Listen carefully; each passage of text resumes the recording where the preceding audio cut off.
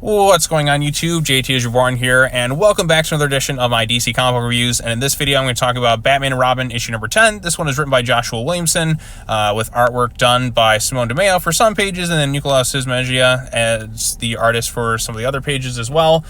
This is kind of the final part of this Man-Bat story arc before we kind of go into the next phase of this book. Now, before we really get into this book, I want to take a moment to share my condolences. If you're a big comic book YouTuber, then chances are you know who Comic Storian is. Unfortunately, Benny, the head of that YouTube channel, who was very essential in helping kind of get me back into comics, and a lot of other people, unfortunately passed away a couple days ago, and we just got the news broke yesterday, which is a real absolute bummer. I never met the guy personally or anything like that, but his videos definitely meant a great deal to me. I mean, I would spend hours just kind of listening to breakdowns of different story arcs, especially when I was getting back into comics during the DC Rebirth era, and his channel was an absolute kind of must. Like, I mean, it was, in my opinion, like the comic book YouTube channel, which also went on to inspire multiple others. So chances are, without what he did to kind of lay that foundation, I may not have actually done comic book reviews in general. I do kind of my own thing, but I mean, you could definitely see kind of that influence and kind of getting me to kind of start talking about this stuff and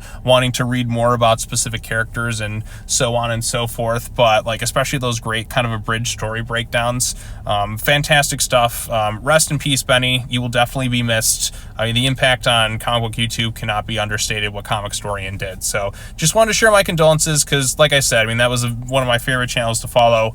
And I mean, anyone who's into the comic book YouTube scene knows who Comic Storian is generally, and you can't understate the impact that channel had on so many people. So rest in peace, Benny. You will definitely be missed. So now with that said, let's go ahead and talk about the issue. So this is the end of kind of the Man-Bat story arc, and basically, like I said, Man-Bat's plan is kind of take these infected bats and kind of bite people and turn them into bat creatures or whatnot across the city. So it's up to Batman and Robin to kind of stop them. They eventually do, also in part thanks to Flatline, who was given something from Shush, aka Abigail Hall, who wanted a change of heart, and she was kind of taken to the hospital last issue because she was badly damaged by Man-Bat. And eventually, like I said, they kind of spray him with this stuff, and all the bats kind of come to him, kind of a reverse effect on biting him. Damian kind of freezes the bats, and they're kind of able to kind of cure things. Mistress Harsh is taken to jail. Langstrom is kind of in a weird state with his mind, where he doesn't really remember much, and personality-wise all over the place. Kind of like the Jekyll and Hyde thing of sorts, and just kind of his personality changed entirely, and Man-Bat wanted to do its own thing. But the point is that Man-Bat's kind of he's kind of being used with, Dr. Kafia to kind of help these bats who were infected by all this stuff. So, and then in the last bit, we kind of get this final scene between Damian and Flatline. Damian's dad just kind of lets him be hey son, you got a visitor here, I'm gonna see you back at home. So I do like that Bruce is kind of giving him his space. It's look, she helped save the day, I'll let you kind of do your thing, but kind of be on the cautious side too. And they have their little goodbyes right here. You can tell that she really doesn't want to leave him. In fact, she also doesn't tell him about the whole Ra's al Ghul thing, or as she calls him, Ra's al Ghost. We also kind of get hints that there's kind of maybe some more stuff that they're kind of teasing for what the book will cover. Like I said, Damian helped her with the sister situation. She helps him with the whole school thing. She asks him if he plans on going back to school. He hasn't decided yet, but she tells him that it'll be good for him. This is kind of almost a final goodbye of sorts. Just watch out for the girls, okay? They might not yet, but they're all going to be crushing on you. So I think that's something we'll kind of see, almost one of those silly kind of anime things where all Damian's gonna have his fangirls and kind of deal with that. But he asked her, was your sister the only reason you came to Gotham? And she's like, maybe. So she kind of keeps it a little vague. And then, Ra's al Ghost or whatever is kind of telling her, you didn't tell him the whole situation. And she's like, it's not time yet. She doesn't want to burden him with the information. And he asks her, you really do care for my grandson more than you'll ever know. Damian, someone else needs to be protected from you and me. So the last bit is one that's kind of very telling too. So I actually really did like their kind of final goodbye. It's somebody who's kind of leaving because they don't want them to be kind of burdened with like the stuff that they're doing. Because like, you know, Damien's going through a lot of stuff, and does he really need like Ra's al Ghost? Although I'm kind of wondering, like, are we going to get a resolution to that plot line anytime soon? Because I was kind of curious what was going on with it. I'm sure it'll come back to bite everyone in the ass post Absolute Power. And like I said, there's some good stuff in this issue. I feel like the Man-Bat stuff was kind of resolved rather quickly, a little bit underwhelming in terms of that plot. And we had the whole Mistress Harsh thing. We still don't know why she was doing what she was doing, but she's been taken into custody, and, you know, her little lackeys at school are going to be kind of investigated for a bit. And, you know, Shush is also still kind of on the loose somewhere because she was escaped the hospital. So, I mean, some of those plot lines felt kind of underwhelming, but really the strength, I think, in this book are the moments between Bruce and Damien. I think the book is getting that across quite well. And like I said, I like the stuff with him and Flatline at the end where she has to kind of say goodbye. I thought that was actually like that was probably the best written moment between those two I think we've gotten. Because like I said, I mean, we've seen, I kind of a sucker for those kind of moments where somebody like definitely cares for someone, but they kind of just have to kind of let them go because they're kind of better off than that. I mean, I think back to like the first Spider-Man movie where Peter kind of leaves MJ to just kind of protect her because she shouldn't have to deal with like his burden. Of course, obviously that kind of changes later on when she finds out she's Spider-Man, but it's kind of like, it feels a little more like selfless. You don't want to burden someone. Although the whole Ra's al Ghost thing where he's still kind of following her, we're going to have to get an explanation for that at some point. Like what's really going on with that whole situation. So I'm curious about that one. And then we get to the ending of the issue where we get two surprises. One, you know, I could have expected at some point, but the other one, I was so happy this was not spoiled by the solicitations because it was such a genuinely great surprise that, I mean, it's a character I wanted to see come back into the Robin books for so long, or the Batman Robin books for so long, character I've missed quite a bit. So Bruce and Damien kind of have their little, like, you know, it's kind of like calling back to like the first bit earlier on where we made him breakfast, but now like Bruce is kind of making him some food. They're gonna eat outside and just kind of chill for a bit. And then Goliath shows up, which is great to see. And then Maya Ducard, holy crap, I've been wanting Maya to show up in this book for the longest of times, but basically like she kind of like sends it's kind of like a distress signal message where she kind of tells him that she has found where Bane is at, and that's kind of where the issue ends. But my goodness, thank you, finally, Williamson, somebody remembered Maya Ducard. I guess this is like Damien had contacted her after he had left the whole Teen Titan situation. I'm not sure about continuity with DC anymore because a lot of stuff's kind of changed. Characters' ages have spontaneously shifted all around. I'm not sure where everything kind of lines up, especially with that whole Teen Titans book with characters like, oh, you're this and then that. It's a little iffy.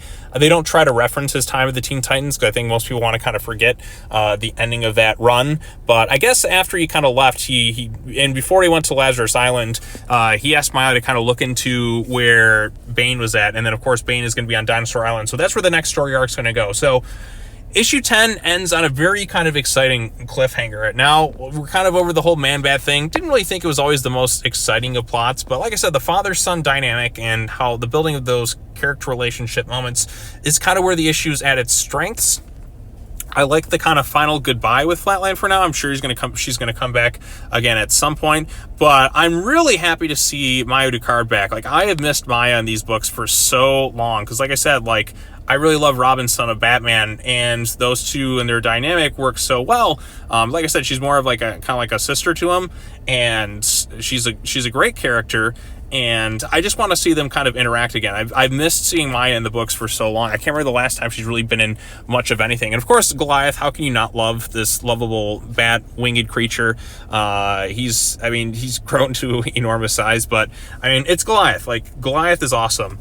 So we're definitely going back to like Robin, son of Batman, the Patrick, Gleason kind of days. So that's all great. That's great. So I'm so happy Maya's back.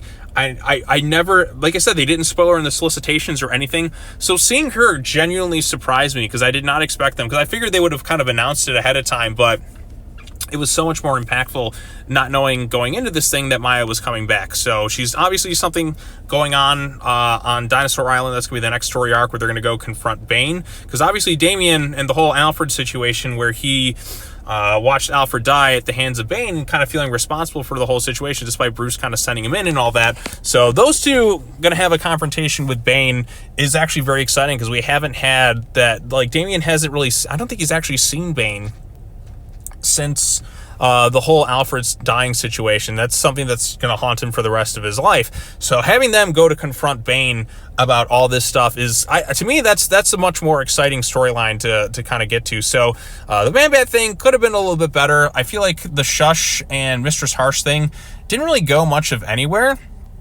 I almost feel like he didn't really need them so much, but it kind of felt like a reason to have Damian go to school, and now he's going to kind of face those challenges. But Batman and Robin going to find Bane, especially after the whole Alfred death situation, which is something like those two together haven't really done. Because like I said, Alfred played a big part in Damian's kind of falling out with the Bat family for a while. Because like I said, I mean, Alfred's been gone for a few years now. Like when did Alfred pass away? It was back all the way in the days of like City of Bane.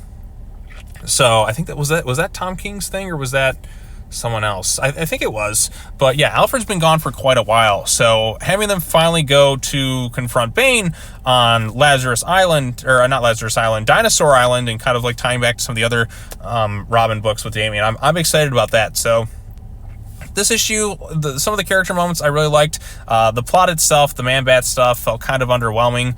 Mistress Harsh, I just kind of wonder what was the point of that whole thing. Hopefully we'll get some more answers in future issues, because it's like, oh, she's one of Damian's instructors at the school, but then like, what was she really doing there? Same thing with Shush. Like, now she's kind of escaped too. I guess we'll get answers later on, so that felt kind of underwhelming. And I am kind of bummed we didn't get really much of an explanation as to like why Flatline is seeing Ra's-el ghost. But now that's kind of being pushed off to the side. I'm like, oh, dang it, now we got to wait a long time. But I did like her goodbye, because she doesn't want to burden Damian with the knowledge of Ra's, as well as herself too. So I felt like somebody's like, who doesn't want to say goodbye, would rather kind of be with him, but is kind of like, for his benefit, like she has to kind of leave on her own so he doesn't get caught up in this mess. So like that actually shows like, you know, trying to care for somebody in that capacity, because it's better that they're kind of kept away from some of the stuff, even though it's kind of already is a dangerous life, but it's thought that kind of counts. So in terms of Maya coming back, I'm really excited about that. I have missed Maya Ducard for quite a while. I kind of hope she joins Damian at his high school after the whole Dinosaur Island thing. They did kind of tease like him having, I mean, Flatline's like, oh, all these people are going to crush on you, which could be leading to like, because Damian being kind of clueless about that whole thing and Maya being there to kind of like shoo everyone away could lead to some really funny stuff. So I'm hoping that after the Dinosaur Island thing, she joins him at Gotham High School, and we get to have a little bit of fun there, but also kind of like do some other interesting Batman and Robin mysteries as well. But the whole Bane stuff and bringing back Maya and Goliath and all that left the issue on a really exciting note. Because before that, the Man-Bat stuff it was never really like the most interesting bit. Because I was even up to this point, I was enjoying the Robin book way more than I was Batman and Robin, but I did like some of the bonding moments between father and son. But now that you're bringing Maya back and we're actually going to go confront Bane, like that to me, like the ending of this issue really kind of saved it, I think, for me, like kind of like pushed it into like a definite recommend. So because we're going to be leading to more interesting stuff. Well, hopefully it'll be like, you know, exciting, but I mean, some of the stuff beforehand with Man-Bat just, it didn't really do it for me. And, you know, the artwork with the two different artists, I don't think this, like the Simone stuff, like it kind of gets hard to tell like what's going on sometimes with it. The Nicola stuff, I think, is, you know, better with the facial expressions and all that as well. But I still kind of miss Gleb's work on the Robin book kind of the most. But, you know, there's some decent artwork in this thing. I think I kind of like the Nicola stuff, I think, because it's better with like facial expressions, kind of like a little bit less busy. But I think for like still covers and all that, like I think Simone's art works like quite well, like in terms of the cover artist, as opposed to like fully the interior stuff. But that's my own like personal preference. So, but I did like this issue overall, mostly for, you know, like I said, kind of the ending and just some of the character moments. But I do think that the Man-Bat plot felt a little underwhelming, kind of like in terms of its resolve, and the stuff with Shush and Mistress Harsh also felt kind of underwhelming. Like, why do we spend so much time if it's just kind of end like that? I'm sure we'll get more answers later on, but for the first big kind of story arcs been going on for 10 issues, it could have been a little bit stronger ending, at least that stuff. But in terms of like where it's going next, I think based on the cliffhanger ending, I think that could, you know, be a really exciting direction for this book to take. So yeah, that's all I have to say about this one. What did you think of Batman and Robin issue 10? Did you like it? Did you dislike it? Post your comments down below. Be sure to share this video with your friends. Subscribe to the YouTube channel for content, bell for notifications, all that fun stuff. That's going to wrap it up for my thoughts on like the DC comic books for this week. I think I have one other comic book, which will be like a Godzilla comic book tomorrow, but no other DC books, so this will be a much easier week for myself. So, yep, that's all I have to say. As always, take care now. Bye-bye then, and I will see you all in the next video. Peace out.